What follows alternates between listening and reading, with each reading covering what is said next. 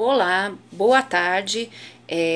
Meu nome é Márcia Denise Plete, sou professora da Universidade Federal Rural do Rio de Janeiro, coordenadora do Observatório de Educação Especial e Inclusão Escolar, e há 12 anos venho realizando pesquisas envolvendo a educação de pessoas com algum tipo de deficiência ou um outro transtorno atípico do desenvolvimento, considerando a escolarização desde a educação infantil até o ensino superior e o uso de estratégias curriculares, incluindo aí o uso da tecnologia. A professora Lúcia me pediu para fazer esse pequeno vídeo falando das implicações da tecnologia na vida dessas pessoas. Bem, em primeiro lugar é preciso pontuar que o Brasil é um dos países que tem a maior população com algum tipo de deficiência no mundo, segundo o relatório sobre pessoa com deficiência da ONU e do Banco Mundial de 2010-2012. Isso implica em cerca de 24 milhões de brasileiros que têm alguma deficiência, seja ela física, intelectual, auditiva, e aí dentro da categoria deficiência auditiva nós temos os surdos e as pessoas que têm perdas auditivas, temos também pessoas com baixa visão, com cegueira total, com autismo, e uma outra parcela que não se enquadra na categoria deficiência, mas requer também recursos curriculares, sejam eles de currículo enriquecido ou estratégias alternativas, que é a população com altas habilidades ou superdotados, como também são chamados, e pouco pesquisados e focados aqui na ciência brasileira, ainda pouco, né? Bem,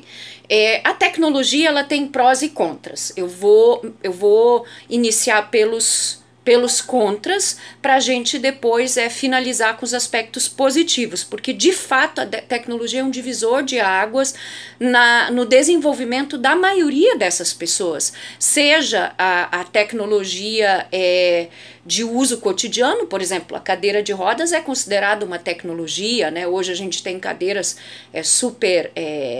avançadas, enfim, e seja aquela tecnologia mais elaborada, tecnologia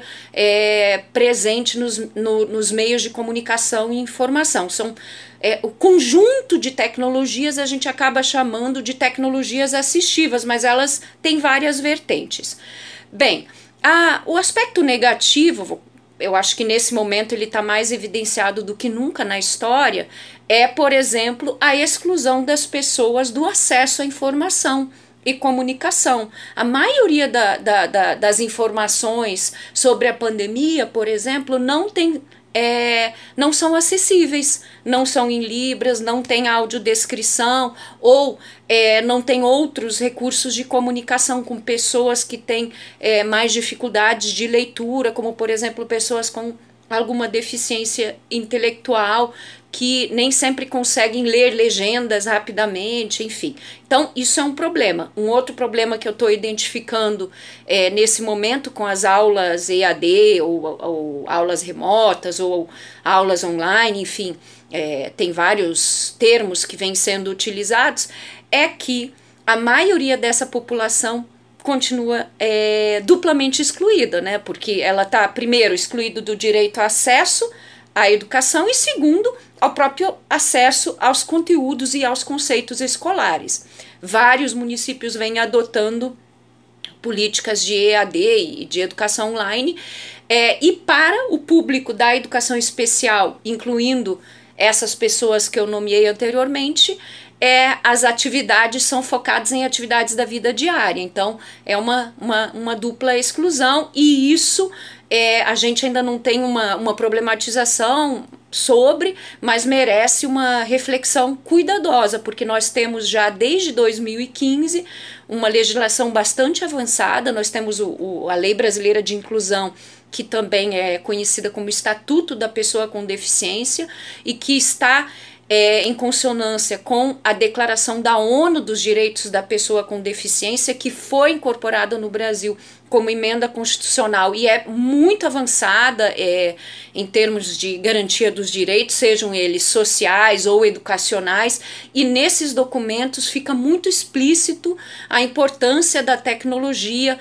para o desenvolvimento e para o acesso à informação e comunicação dessa população. Aspectos positivos, além dessa legislação, é que nós temos hoje um aparato tecnológico muito grande no Brasil. Avançamos enormemente nos anos de 2008, 2013, 2014, na ciência e na produção de tecnologias assistivas,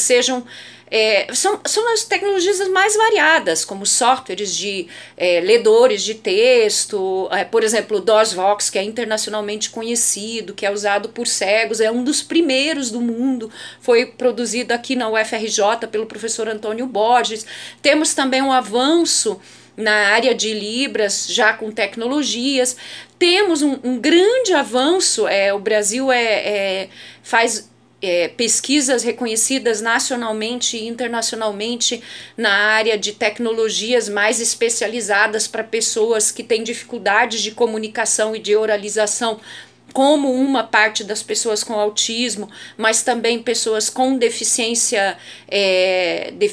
múltiplas ou deficiências mais severas, que dependem de recursos de comunicação alternativas, e a maioria desses recursos são públicos, são plataformas abertas, são recursos tecnológicos acessíveis para a população, né? E aí tem um outro conjunto de tecnologias mais especializadas ainda, aí sim, são recursos mais caros, mas ainda assim eu considero que nós temos bastante possibilidades aqui no Brasil. Nós hoje já temos a ideia do desenho universal, da aprendizagem, aplicado também à tecnologia, é um conceito bem recente na ciência, onde nós temos a possibilidade de produzir protocolos, por exemplo, para livros infantis acessíveis, livros